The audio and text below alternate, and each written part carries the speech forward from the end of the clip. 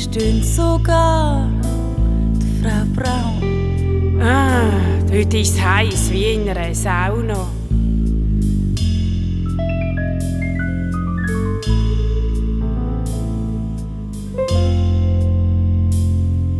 Die Rita bläst sich die Haare aus ihrem Gesicht. Im Kopf geht nichts mehr weiter, alles dicht.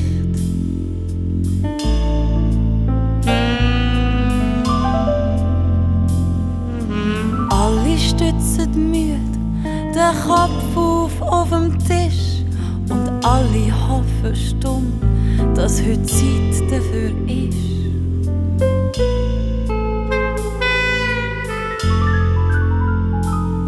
Weil die Luft ist träge Masse, schwül und schwer wie Blei. Es stöhnen alle Klassen.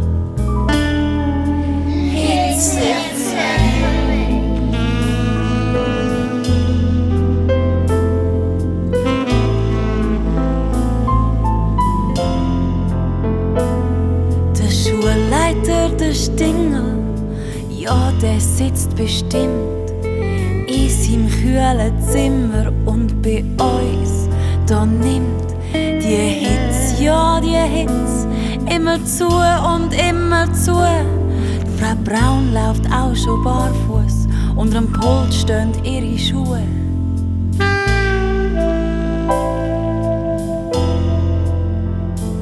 Der Toni klebt wie ein nasser Lumpen schlapp in seinem Schulbank.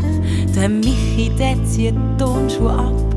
Oh, jetzt gibt's einen Gestank.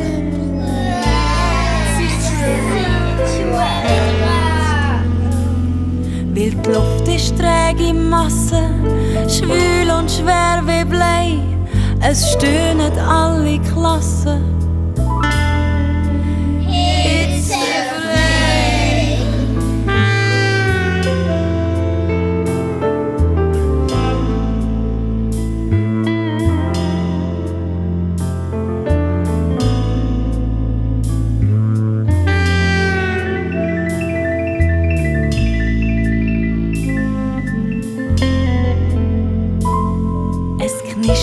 Und es räuspern, der Lautsprecher geht an.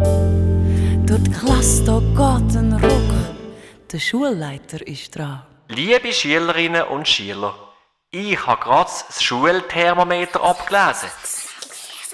Ich muss euch leider mitteilen. Das gibt's ja nicht. Hitzefrei! Ab mit euch!